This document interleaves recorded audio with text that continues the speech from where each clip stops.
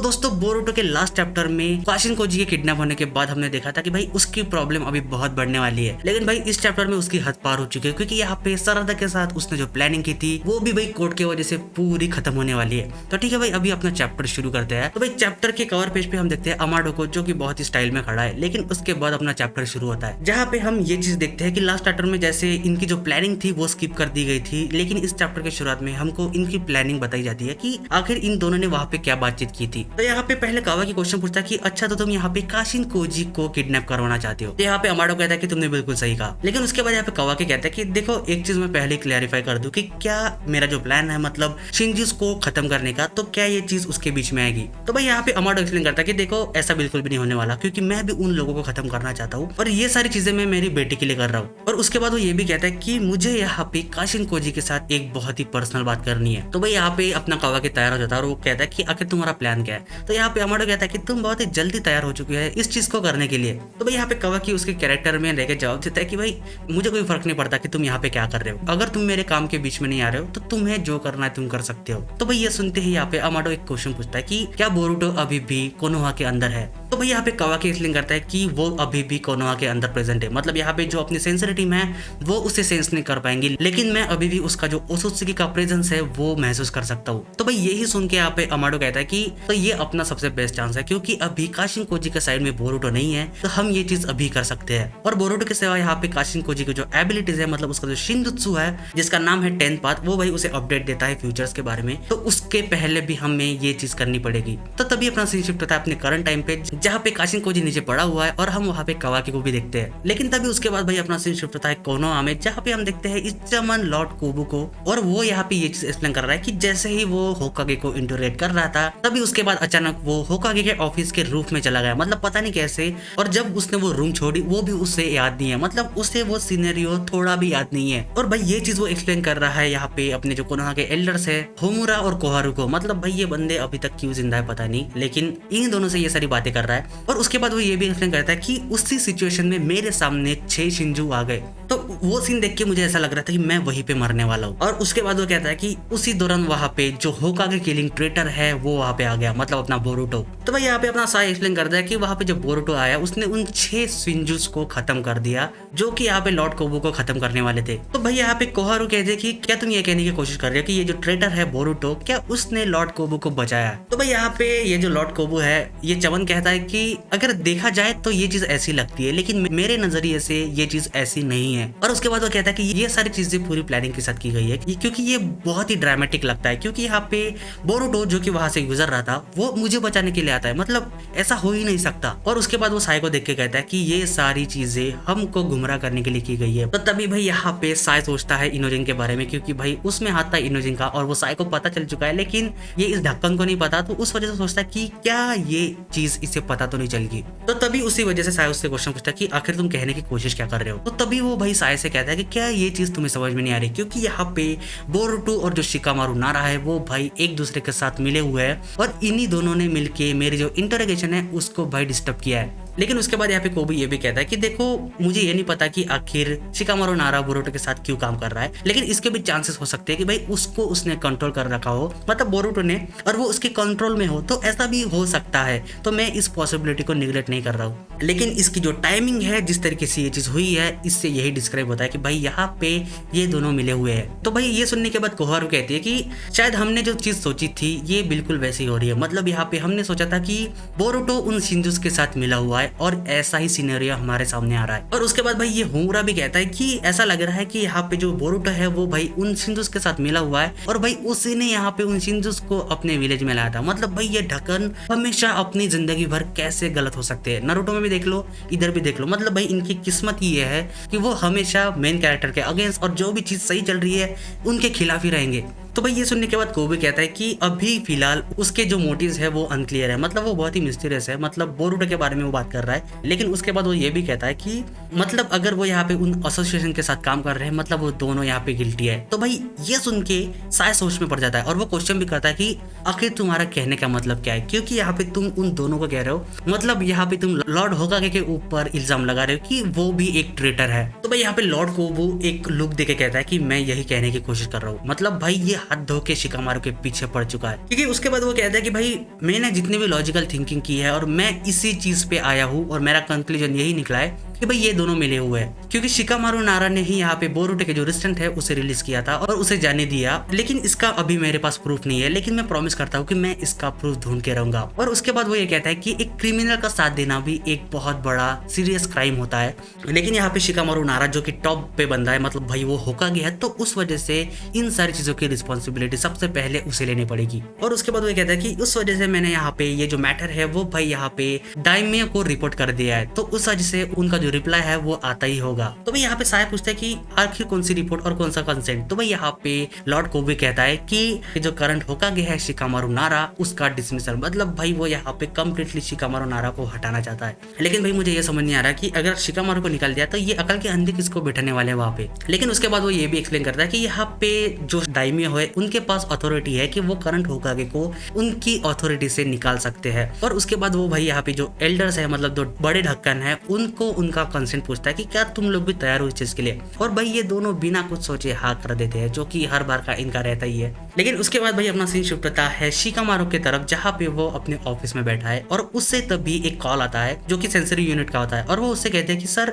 अभी अपने विलेज के एंट्री लॉग में एक एंट्री आई है, लॉर्ड जिराया का जो चक्रा सिग्नेचर है उसके ही जैसा पर्सन यहाँ पे हमारे विलेज के अंदर एंटर हुआ है। तो भाई ये चीज सुन के यहाँ पे अपना शिकामारू समझ जाते हैं कि भाई ये काशिन कोजी है। लेकिन उसके बाद भाई जो सेंसरी यूनिट का बंदा था वो कहता है कि सर ऐसी ही चीज पहले भी हुई थी, जहाँ पे जो कारा के मेंबर आए थे तब ऐसा हुआ था, मतलब ये भी हो सकता है कि एनिमी अंदर घुस चुका है हमारे विलेज के अंदर। तो भाई यहाँ पे शिकामारू से कहता है कि भाई इस इन्फॉर्मेशन को क्लासिफाइड रखना, किसी को भी बताना मत अभी के लिए। तभी भाई ये कहने के बाद यहाँ पे शिकामारू सोचते कि आखिर काशिन कोजी है कहाँ पे। लेकिन तभी उसके बाद भाई अपना सीन शिफ्ट होता है काशिन कोजी की तरफ, जिसको भाई बांध के रखा है यहाँ पे अमाडो ने। और वो देखता है कि भाई उसे जुत्सु सीलिंग हैंडकफ में बांध के रखा है, तो उस वजह से वो किसी भी जुत्सु को इस्तेमाल नहीं कर पा रहा है यहाँ पे। तभी भाई वहां पे आता है अमाडो और वो उसे ग्रेड भी करता है। लेकिन उसके बाद वो कहता है कि मैंने सोचा नहीं था कि तुम इसी की ओसुत्सु के सामने से बच के चले जाओगे। मतलब उस फाइट के दौरान उस मिशन में पक्का था कि भाई यहाँ पे कोजी खत्म हो जाएगा, लेकिन वो तब भी बच गया है। लेकिन उसके बाद वो कहता है कि मैं उम्मीद करता कि तुम मुझसे यहाँ पे नफरत नहीं करते, क्योंकि भाई इसी ने उसको मिशन में भेजा था। लेकिन उसके बाद यहाँ पे अपना कोजी रिप्लाई करता है कि देखो उस मिशन के बारे में मुझे बिल्कुल पता था और मेरे फेट के बारे में भी, तो मैं तुमसे बिल्कुल भी नफरत नहीं करता उस चीज के लिए, क्योंकि यहाँ पे मुझे मेरे रोल के बारे में पता था कि मुझे कैसी चीजें करनी है। उस वजह से ये सारी चीजें मेरे दिमाग में पहले ही क्लियर थी। तो भाई ये सुनने के बाद अमाडो कहता है कि मैं बहुत ही सरप्राइज हूँ कि तुम जिंदा बच गए, लेकिन मैं उससे ज्यादा सरप्राइज इस बारे में हूँ कि तुम्हारा जो शिंजुत्सु है उसके बारे में, मतलब भाई 10 पाथ्स, क्योंकि इस पावर के वजह से तुम यहाँ पे फ्यूचर्स को देख सकते हो। हालांकि ये चीज इरेगुलर होती है, मतलब रेगुलर बेसिस पे उसे पता नहीं चलता, लेकिन तब भी ये चीज ये अपडेट उसे मिलते हैं। तो यही चीज यहाँ पे अमाडो उसे एक्सप्लेन करता है कि मैं इस चीज को इतना ही समझ पाया हूँ अभी तक। और उसके बाद अमाडो से कहता है कि मेरे ख्याल से तुम्हें तुम्हारा जो लास्ट अपडेट था वो 4 दिन पहले मिला था, मतलब मामुशी के साथ जो फाइट हुई उसके पहले। तो उसी दौरान मुझे इस चीज के बारे में, मतलब इस 10 पाथ के बारे में पता चला और उसी दौरान मैंने ये प्लान बनाया। तो इसका मतलब ये है कि ये जो अपना करंट टाइम चल रहा है ये एक नया फ्यूचर है जिसका अपडेट अभी तक तुम्हें नहीं मिला है। तो भाई यहाँ पे काशिन कोजी देखते रहता है, लेकिन यहाँ पे अमाडो बहुत ही इंपॉर्टेंट चीज कहता है कि यही चीज तुम्हारी जो शिंजुत्सु है 10 पाथ भाई उसका वीकनेस है, क्योंकि वो कहता है कि इस चीज में बहुत सारे ब्लाइंड स्पॉट है। जैसे कि भाई ये जो सिनेरियो चल रहा है वो भी एक ब्लाइंड स्पॉट और उसका एक वीकनेस है। क्योंकि यहाँ पे अमाडो कहता है कि तुम्हें ऐसा लगता है कि सारी चीजें तुम्हारे प्लान के हिसाब से चलती है, लेकिन ऐसा नहीं है, क्योंकि यहाँ पे तुम बहुत ही ओवर कॉन्फिडेंट हो रहे हो और यहाँ पे तुम बहुत ही अनरियलिस्टिक वे में सोच रहे हो काशिन कोजी। तो भाई ये सुन के ही अपना कोजी कहता है कि तुम बहुत ही बोल्ड तरीके से सारी चीजें मुझे बता रहे हो, तो आखिर तुम्हारा गोल क्या है, मतलब तुम्हारा मोटिव क्या है कि ऐसी चीजें मुझसे तुम कह रहे हो। तो भाई यहाँ पे अमाडो कहता है कि देखो ईडा के आर्काइव को इस्तेमाल करके तुम्हें सारी चीजें पता चल ही जाएगी, लेकिन मैं तुम्हें एक चीज बता देता हूँ कि मैंने तुम्हारे ब्रेन वेव्स के साथ थोड़ी छेड़छाड़ की है। तो भाई ये सुनते ही यहाँ पे काशिन कोजी का पूरा रिएक्शन ही चेंज हो जाता है और वो उससे पूछता है कि आखिर तुमने क्या कहा। तो भाई यहाँ पे अमाडो कहता है कि देखो अभी से मुझसे नफरत मत करो और मैं तुमसे पहले ही माफी मांगता हूँ, क्योंकि मैंने बहुत रफ तरीके से तुम्हारे साथ ये चीजें की है, लेकिन ये बात मैं बता दूं कि मैं तुम्हारा यहाँ पे दुश्मन नहीं हूँ और ये जो मैंने रिस्ट्रेंट तुम्हारे ऊपर लगाया है ये इस वजह से लगाया है क्योंकि मैं तुम्हारे साथ क्लियर होके नॉर्मली एक बातचीत करना चाहता हूँ और कुछ भी नहीं। तो यहाँ पे काशिन कोजी कहता है कि ये सारी चीजें इस पे डिपेंड करती है कि तुम आगे चल के क्या कहते हो और आखिर तुमने मेरे साथ किया क्या है। तो भाई यहाँ पे अमाडो उसे अच्छे से एक्सप्लेन करता है और वो भाई ये बहुत ही बढ़िया सीन है, क्योंकि यहाँ पे वो कहता है कि देखो ये जो तुम्हारे स्किल है मतलब शिंजुत्सु 10 पाथ्स, ये भाई बहुत ही बढ़िया है। मतलब ये बिल्कुल हमें एक बहुत ही इंपॉर्टेंट इन्फॉर्मेशन ला के देगा और जो हम सबके लिए एडवांटेजेस होगी। लेकिन जैसे कि इस टाइम पे मैंने तुम्हारा फायदा उठाया है और उसको इस्तेमाल करके मैंने तुम्हें यहाँ पे कैद करके रखा है, ऐसा ही फायदा सारे लोग तुम्हारा उठा सकते हैं। मतलब भाई वो यहाँ पे इन सारी चीजों की वीकनेस बता रहा है कि भाई रियलिटी बहुत ही डिफरेंट है, जैसे कि तुम सोच रहे हो वैसा नहीं है। क्योंकि भाई यहाँ पे भी काशिन कोजी को लग रहा था और हमने देखा भी कि अगर उसने फ्यूचर देखा तो वैसे हो रहा है, लेकिन नहीं, अगर उसके ओपोनेंट को इस स्किल के बारे में पता है तो भाई वो कुछ ना कुछ प्रेडिक्ट करके इसी की चाल उस पे उल्टा कर सकते हैं। तो यही चीज यहाँ पे अमाडो एक्सप्लेन करता है कि ये जो इंटरवल है तुम्हारे अपडेट के बीच में का, मतलब भाई यहाँ पे जो उसको अपडेट्स आ रहे फ्यूचर के बारे में, उसमें जो टाइम लग रहा है वो बहुत ज्यादा है, तो वही उसकी वीकनेस है। तो यहाँ पे अमाडो एक्सप्लेन करता है कि अगर मैं यहाँ पे इस ड्यूरेशन को शॉर्ट कर पाया तो उस वजह से तुम्हें जो अपडेट मिलेगी फ्यूचर के बारे में वो बहुत ही जल्दी मिलेगी और हमें हर बार एक नई इन्फो जल्दी मिलेगी, तो उस वजह से तुम डेंजर्स के बाहर रह सकते हो और बाकी लोग भी। तो भाई ये सुन के यहाँ पे काशिन कोजी के पास कोई भी जवाब नहीं होता, क्योंकि वो सोचता है कि भाई ये बंदा मेरी मदद क्यों कर रहा है। लेकिन उसके बाद यहाँ पे अमाडो उससे कहता है कि देखो एज अ पेरेंट जो कि मैंने ही तुम्हें बनाया है, तो शायद उसी वजह से मैंने यहाँ पे तुम्हारी मदद कर दी है। तो ये सुन के यहाँ पे काशिन कोजी उससे क्वेश्चन पूछता है कि क्या तुम यहाँ पे जो टाइम इंटरवल है मेरे अपडेट का, क्या तुम सच में उसे कम कर सकते हो। तो यहाँ पे अमाडो कहता है कि इसके बहुत ज्यादा पॉसिबिलिटीज है, क्योंकि मैंने पहले ही अल्ट्रासाउंड को इस्तेमाल करके तुम्हारे ऊपर ये प्रोसीजर कर दी है, तो उस वजह से तुम्हारे ऊपर कोई भी एक्सटर्नल इंजरीज नहीं है, तो उस वजह से अभी जो तुम्हारा ब्रेन है वो ज्यादा एक्टिव हो चुका है इन चीजों को करने के लिए। लेकिन उसके बाद अमाडो ये भी कहता है कि देखो किसी चीज की कोई गारंटी नहीं होती, लेकिन मैंने बस ये चीजें मेरी तरीके से की है ताकि मैं तुम्हारी यहाँ पे मदद कर पाऊँ। लेकिन भाई उसके बाद अमाडो आता है उसके असली मुद्दे पे और वो यहाँ पे कोजी से कहता है कि उस डायरेक्शन में देखना, और वहाँ पे होती है भाई जो अमाडो की बेटी होती है जिसका नाम है अकेबी, उसका क्लोन। तो वो उसे देख के कहता है कि ये मेरे बेटे का क्लोन है और मैंने जो यहाँ पे कवाकी को कर्मा दिया था उसमें इसकी मेमोरीज और इसका जेनेटिक इन्फॉर्मेशन स्टोर्ड है। तो जैसे यहाँ पे कवाकी उस कर्मा को मेरी बेटी को देता है, मतलब उसके क्लोन को, तो इसके बहुत ज्यादा चांसेस है कि मेरी बेटी फिर से जिंदा हो जाएगी, क्योंकि यहाँ पे उसने जो डेटा कलेक्ट किया था ओत्सुत्सु के साइड से, तो भाई वो डेटा वही रिफ्लेक्ट करता है। क्योंकि वो उसके बाद वो एक्सप्लेन करता है कि ये चीज और ये मेथड उसी पे डिपेंड है जैसे कि यहाँ पे ओत्सुत्सु की उनका रीइंकार्नेशन करते हैं। तो उसके बाद यहाँ पे अमाडो क्वेश्चन पूछता है कि